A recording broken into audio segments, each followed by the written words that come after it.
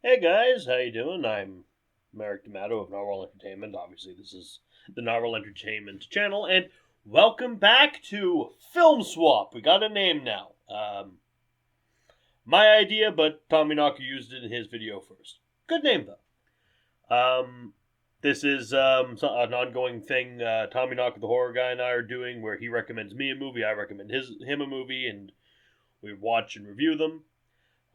He's actually recommended to me this time. The one he's given me is Dance Macabre. Not Danse Macabre, Dance Macabre. A dance instructor brings his dance troupe to Russia for training. What his dancers don't know, however, is that he has dual personality, and his hidden personality is a serial killer. It has a 3.9 out of 10, and interestingly enough, it has the one, the only, the legend, the man of your dreams, Robert Englund. Now, this is funny because the last film I gave him, this is a month, we're doing this every month now, by the way, but the one I gave him in January was Phantom of the Opera, starring Robert Englund. So, we've got two Robert Englunds now. I've never seen this movie. I've never even heard of this movie before. So I'm kind of excited to watch it. Always love me some Robert Englund, even in bad movies, except for The Mangler. That was just awful. I gave him a very, very interesting, very disturbing movie, which I'll tell you at the when I get to the end of this review. But I do have to say, before we get into this, show the trailer and everything, this movie was so amazingly hard to find because there are so many things called Danse Macabre. Music videos, shorts from 2020, movies from 2017, fucking books, an entire genre of French theater, a Stephen King novel, a fucking D&D module in Ravenloft. This thing was hard to find, but I did find it, so without further ado, let's watch this shit. I'd like to welcome you to Madame Gordenko's Academy of Dance. Someone must have lives to rob. Which of you wants to be great dancer? Someone loves to dance macabre. Who is willing to pay the price for greatness? The ballerinas are young, beautiful, and afraid. Next. They dream of glory. Tomorrow, the Petersburg. They dream of death. There was a terrible accident last night. Madame wants to be you. 2 girls missing. 2 girls dead. You looking for something? Are you telling people it was suicide? What is going on here? Someone needs a partner to dance macabre.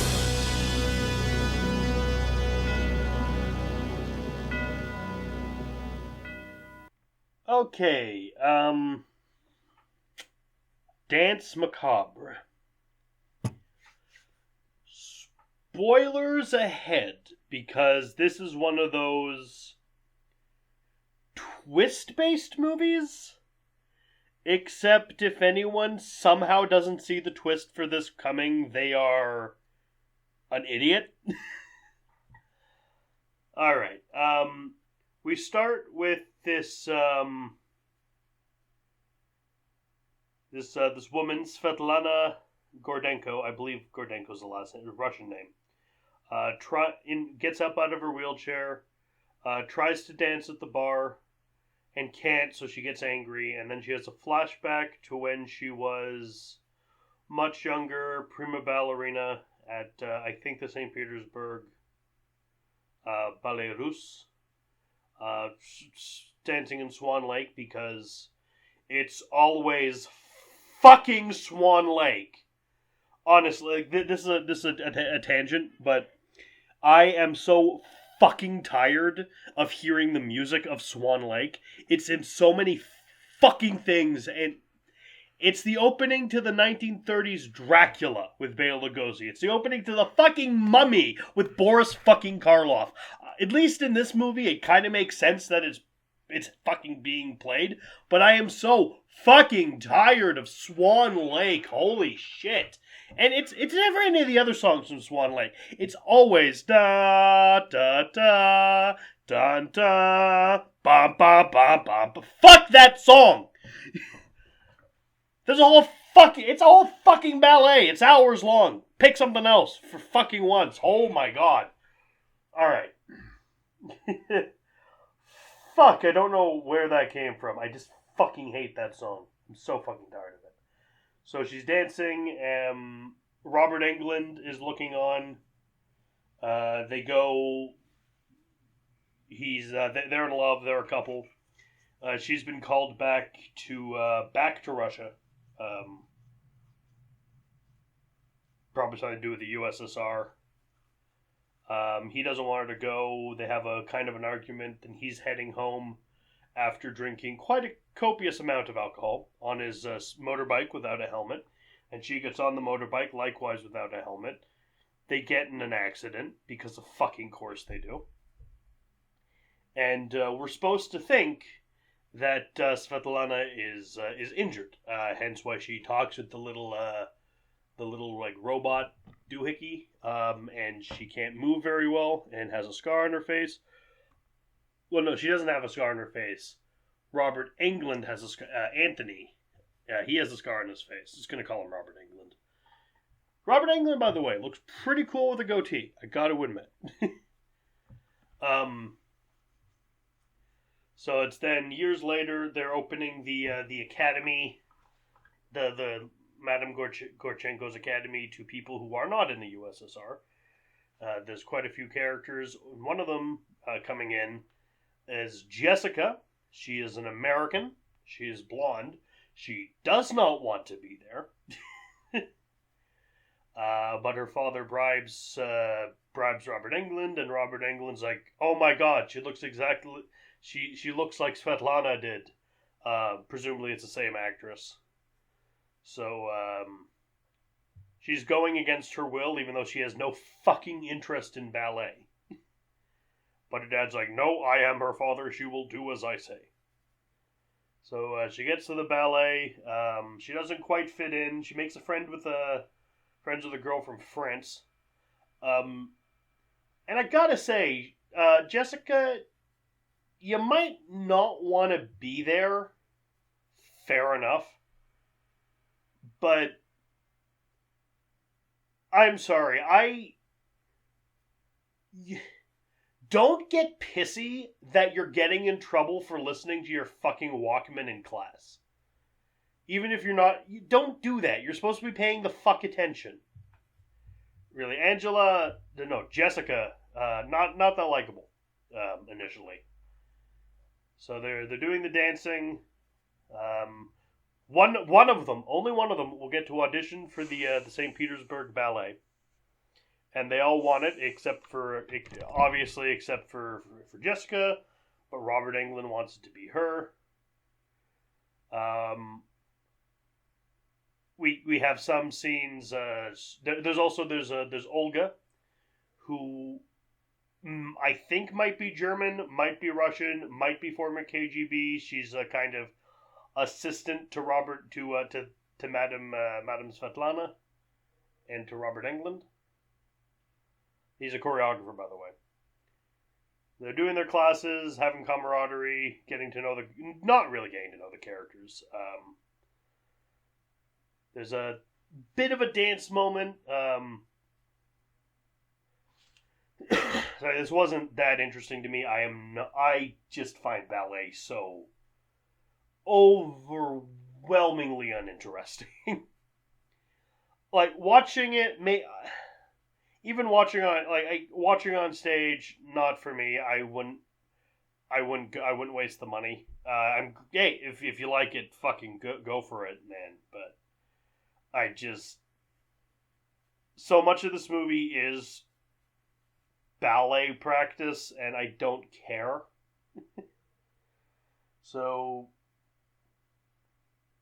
get some scenes, and then the French girl, she goes to a bath in the spa. It looks a lot like the bathroom scene from Halloween 2, actually. She goes for a swim and then she gets murdered. And then more scenes, more talking that doesn't really go anywhere. More ballet practice. Jessica, there's a reporter photographer who's snooping around. He and Jessica get really, really chummy. Then, as a special treat, they're going to the Ballet Russe, the St. Petersburg Ballet is letting them use their stage and their male ballerinas to rehearse. The male dancers ballerinos, I believe they're called. They use their male dancers to rehearse. A British girl smacks one on the ass, and so she gets kicked off the stage. Not literally. She just like, you're not allowed on the stage anymore. Show some fucking respect. Because fair enough. She goes off. She gets murdered and is hanging from the rafters. They all go home. Olga does not like Jessica. So they're back at the school. Another person's supposedly just kind of left, and so Jessica's getting nervous. Doesn't believe it. She thinks there's something going on because there clearly fucking is. So then they get another treat. They get to go to the city, go to a nightclub. They party. Jessica dances. Some of the girls get up on stage and dance. She brings the photographer, Alexander's his name, up on stage. He's supposed to be Russian, but no one has he has no fucking accent. I didn't know he was supposed to be Russian. Later on, they talk about his corpse going to his family in Moscow. He doesn't sound Russian. He looks a little like Michael J. Fox, but I don't think he's Michael J. Fox. So they hook up. There's a German girl who is who is taking drugs and alcohol at the same time. Fucking smart that. Take pills with alcohol. Genius plan. Some short-haired girl whose name I don't know goes off with a boy. After the boy goes off on the train, she gets whipped onto the train tracks and killed. Jessica fucks Alex in her room. Fucking surprisingly, she gets full naked for this. Well, obviously for sex, but I'm surprised that the actress has a full nude scene. So he leaves. Olga figures out what the fuck's going on, and she kind of has a theory about it. After the German girl also gets murdered, she finds all the bodies in a. Well, first the reporter meets her in this like outhouse, not an outhouse, but like a house on the academy grounds. She stabs him with a fake knife. I guess. To jump scare us. I don't know what the fucking purpose of this is in the movie. And then they find the corpses of the women who have been murdered. And then Alex gets murdered. And then the murderer leaves. And then Olga's like, what the fuck? And is holding the knife, the actual knife. And is covered in blood. And Jessica enters like, you fucking killed Alex. And Olga's like, no, you don't understand. Then Jessica kills Olga. And then Robert Englund comes in. And everyone's fucking dead now. So he convinces her to train so she can do the dancing thing. Because all the other students have been fucking sent home. Because the academy's technically closed now. So he's teaching her how to dance. Convinces her to wear a brown wig. Because there's an earlier scene. Like all the great prima ballerinas have been brunettes. He's trying to turn her to Svetlana. So they're training, and she's gonna audition that night. So she wants to talk to Madame Svetlana. So Robert Englund's like, all right, meet me up. Go meet her in the room at 8. So she goes, and then Svetlana's like, "You won't replace me," and attacks her. And then it's revealed, gasp, shock, Svetlana actually died in the accident, and it's been Robert Englund in disguise the whole time. Like, he's wearing a mask, like a prosthetics, like, mask, like in Mrs. Doubtfire, but I could tell immediately. Like, here's the thing. You can't do the psycho reveal. You can't do the psycho reveal if you see both characters' faces. Because, the reveal in Psycho, spoilers for Psycho, this movie from the fucking 60s, it was spoiled for me in high school. I don't have sympathy for you. Spoilers for Psycho, Norman Bates is the killer disguised as his mother, but you never see the face is always in shadow, or you see Mrs. Bates from behind. You never see Norman in the costume until right at the end. So it maintains the suspense. This tries to maintain the suspense, but fucking fails at it. So apparently there's a dichotomy that Svetlana wants to kill Jessica, but Robert Englund doesn't. Even though I think Robert Englund was killing the other people, except for the German girl who was murdered by Svetlana. The Svetlana personality with the cane. I think both personalities are murderers and suck, but whatever. So there's a whole fight, and then she wakes up because it was all a dream. And I almost threw my laptop. I hate that it was just a dream thing. I mean, it's a fake out, and of course you're going to do the it was all a dream fake out when you have Robert Englund in your movie. Of course you're going to play the dream angle a bit. So she goes to the,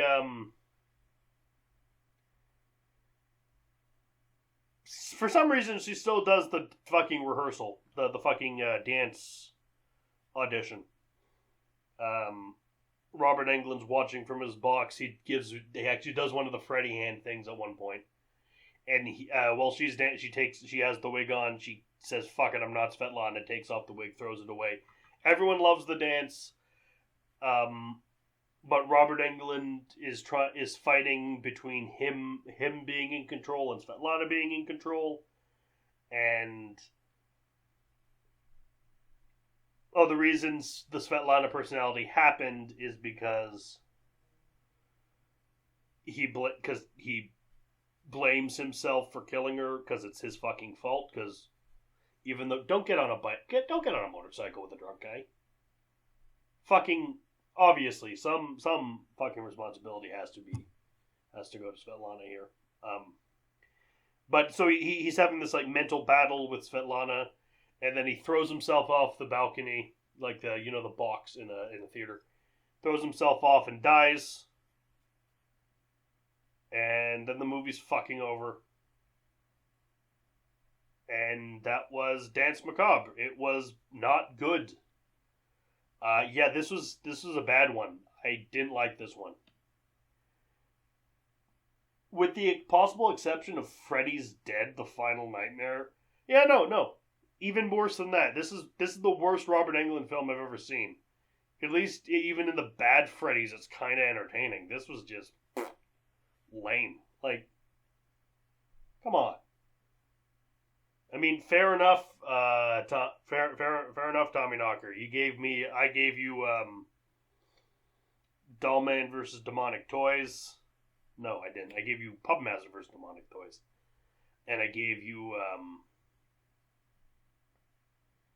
fucking Dracula 3000. So fair enough. You give me this. Fair enough.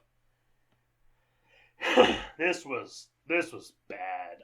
This was just a bad one. I didn't like it. I didn't like it at all.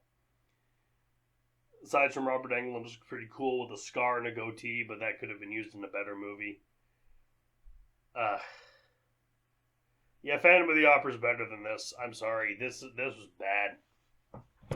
But the next one is coming out in March. Don't know what it is yet, but this has been another film swap. After me doing this, Tommy Knocker, you better fucking watch the one I gave you to watch.